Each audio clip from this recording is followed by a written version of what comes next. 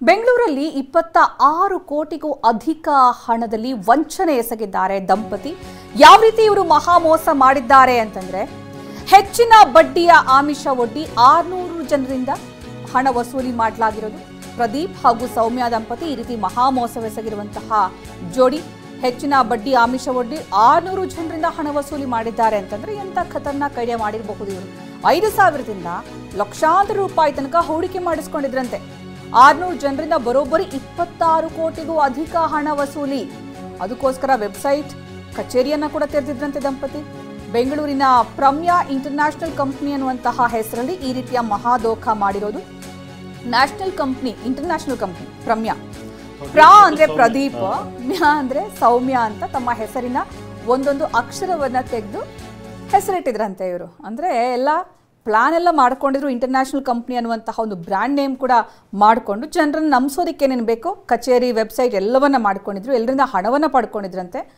ಅಷ್ಟೇ ಎಲ್ಲ ಹಣ ಪಡ್ಕೊಂಡು ಏನು ಮಾಡ್ತಾ ಇದ್ರು ಅಂತಂದರೆ ವಾಪಸ್ ಅದಕ್ಕೆ ಜನರಿಗೆ ಏನೋ ಹಣವನ್ನು ಕೊಡ್ತಾ ಇರಲಿಲ್ಲ, ಹೆಚ್ಚಿನ ಬಡ್ಡಿ ವಸೂಲಿ ಮಾಡ್ತಾ ಇದ್ರು. 5,000ದಿಂದ ಲಕ್ಷಾಂತರ ರೂಪಾಯಿ ತನಕ ಇವರು ಹೂಡಿಕೆ ಮಾಡಿಸ್ಕೊಂಡಿದ್ರಂತೆ.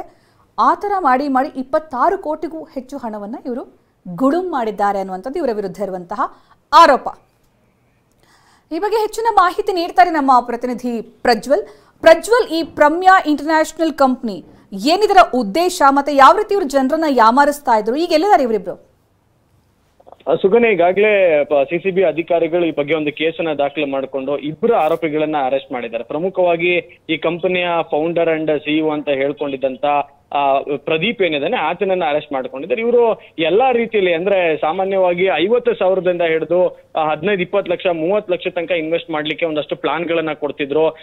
ಹೆಚ್ಚಿನ 10 ಲಕ್ಷಕ್ಕಿಂತ ಹೆಚ್ಚು ಹಣವನ್ನ ಇನ್ವೆಸ್ಟ್ ಮಾಡಿದ್ರೆ ಸುಮಾರು 30% ತನಕ ನಿಮ್ಗೆ ರಿಟರ್ನ್ಸ್ ಅನ್ನ ಕೊಡ್ತೀವಿ, 2.5% ತನಕ ನಿಮ್ಗೆ ಪ್ರತಿ ತಿಂಗಳು ರಿಟರ್ನ್ಸ್ ಅನ್ನ ಕೊಡ್ತೀವಿ ಅಂತ ಹೇಳ್ತಿದ್ರು. ಮತ್ತೆ ಅದೇ ರೀತಿಯಾಗಿ 5 ಲಕ್ಷಕ್ಕಿಂತ 5 ಲಕ್ಷದವರೆಗೆ ಒಂದಷ್ಟು ಇನ್ವೆಸ್ಟ್ ಅನ್ನ ಮಾಡಿದ್ರೆ 18% ವರ್ಷಕ್ಕೆ, ಮತ್ತೆ 5 ಲಕ್ಷಕ್ಕಿಂತ ಹೆಚ್ಚು ಮಾಡಿದ್ರೆ 10 ಲಕ್ಷದಿಂದ ಒಳಗೆ ಮಾಡಿದ್ರೆ 24%. ಈ ರೀತಿಯಾಗಿ ಜನರಿಗೆ ಒಂದು ಆಸೆಯನ್ನ ತೋರಿಸ್ತಿದ್ರು. ಮತ್ತೆ ಜನರು ಸಹಿತ ಸುಮಾರು 500ರಿಂದ 700 ಜನರು ಇವ್ರ ಹತ್ರ ಹಂತ ಹಂತವಾಗಿ ಹಣವನ್ನ ಹೂಡಿಕೆಯನ್ನ ಮಾಡಿದ್ದಾರೆ. ಹೂಡಿಕೆಯನ್ನ ಮಾಡಿದ್ಮೇಲೆ ಇನಿಷಿಯಲಿ ಡೇಸ್ ಅಲ್ಲಿ ಒಂದಷ್ಟು ಹಣವನ್ನ ಕೊಟ್ಟಿದ್ದಾರೆ ವಾಪಸ್ಸು. ಅದಾದ್ಮೇಲೆ ಮುಂದಿನ ಹಂತದಲ್ಲಿ ಯಾವುದೇ ರೀತಿಯಾದಂತಹ ಹಣವನ್ನ ವಾಪಸ್ ಕೊಟ್ಟಿಲ್ಲ. ಆಗ ಸಿಸಿಬಿಯ ಆರ್ಥಿಕ ಅಪರಾಧ ದಳದ ಅಧಿಕಾರಿಗಳ ಗಮನಕ್ಕೆ ಬಂದು ಪರಿಶೀಲನೆ ಮಾಡಿದಾಗ RBIನ ಸಂಪೂರ್ಣ ರೀತಿ ನೀತಿಗಳನ್ನ ಉಲ್ಲಂಘನೆಯನ್ನ ಮಾಡಿದ್ದಾರೆ. LLP ಅಡಿಯಲ್ಲಿ ಏನು ಕಂಪನಿಯನ್ನ ರಿಜಿಸ್ಟರ್ ಮಾಡಿಕೊಂಡು ಅದನ್ನ ಕೆಲಸ ಮಾಡಬೇಕಾಗಿತ್ತು, ಆ ರೀತಿಯಾಗಿ ಯಾವುದೇ ರೀತಿಯಲ್ಲಿ ಇವರು ಕ್ರಮಗಳನ್ನು ಕೈಗೊಂಡಿಲ್ಲ. ಬದಲಾಗಿ ಸಾರ್ವಜನಿಕರ ಹಣ ಹೆಚ್ಚಿನ ಲಾಭ ಕೊಡ್ತೀವಿ ಅಂತ ತೆಗೆದುಕೊಂಡು ಅದನ್ನ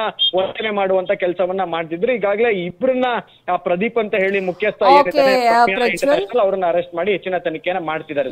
ಧನ್ಯವಾದ ಮಾಹಿತಿಗಾಗಿ.